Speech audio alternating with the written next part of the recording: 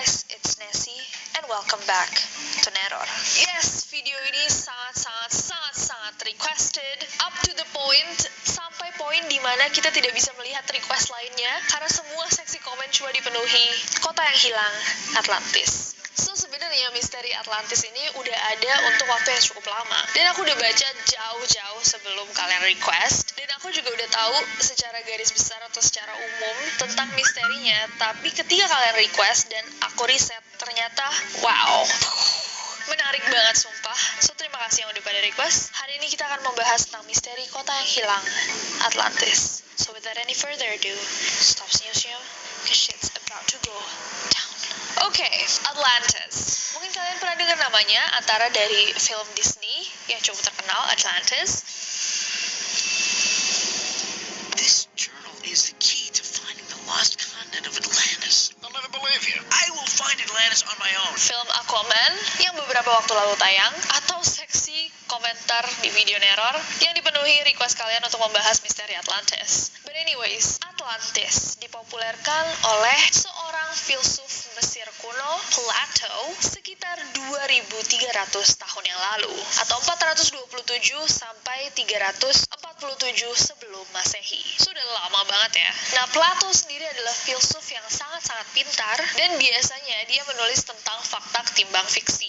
Nah, pertama kalinya Atlantis disebut ada di dalam bukunya Plato yang berjudul Timaeus dan Critias. Sorry if I say that wrong. Dan dari buku itu, di seksinya yang dimana dia membahas Atlantis, bahasannya itu sangat-sangat detail, hampir seakan seperti dia sedang menulis buku sejarah.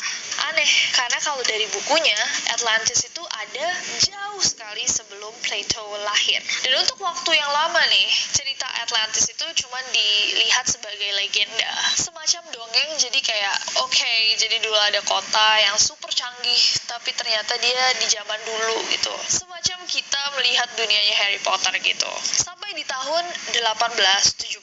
Jadi pada 1870, ada seorang laki-laki yang membaca satu buku yang bernama The Iliad. The Iliad ini yang dibuat oleh Homer adalah satu buku yang sangat-sangat terkenal dan menceritakan tentang satu kota yang hilang bernama Troy. Nah, si laki-laki yang sedang membaca The Iliad ini tiba-tiba terinspirasi kayak, hey, gimana kalau Troy ini sebenarnya kota yang asli? Dia pun pergi akhirnya mencoba mencari kota yang hilang di buku The Iliad itu, Troy, dan dia menemukannya. Ternyata Troy yang ditulis sama Homer di dalam buku The Iliad itu adalah kota yang asli. Nah, dari situ orang-orang mulai kayak, kalau Troy ternyata kota beneran, gimana kalau ternyata Atlantis karyanya Plato itu juga based on true story? Gimana kalau ternyata Atlantis itu ada beneran? Pada saat itu, tiba-tiba semua orang pada tersadar dan tergugah untuk mencari tahu kebenaran.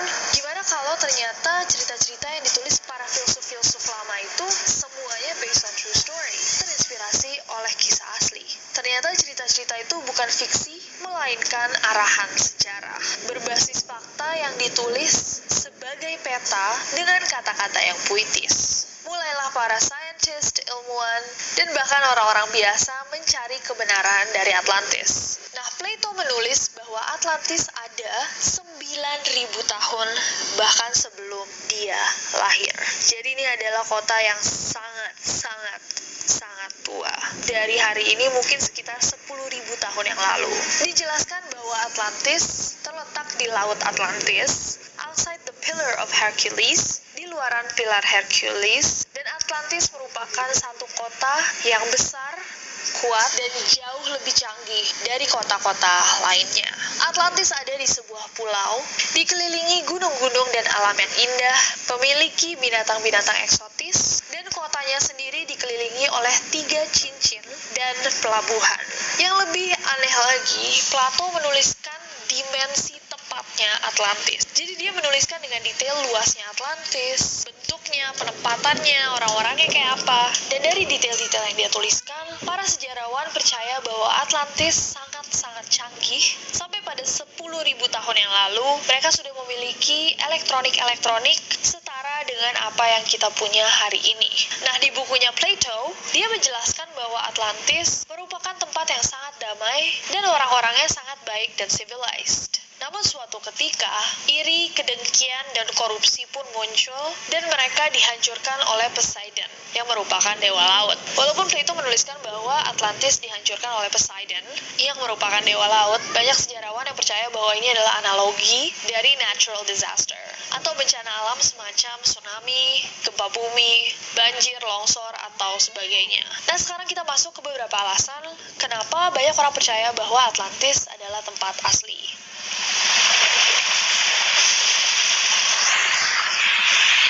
Salah satunya adalah teknologi Antikythera.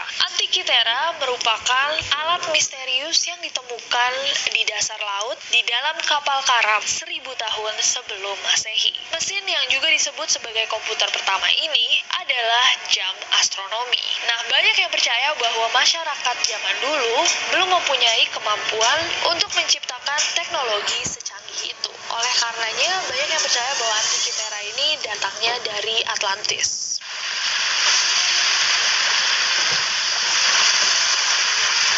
Yang kedua ada logam mitologis. Nah, Plato menyebutkan di buku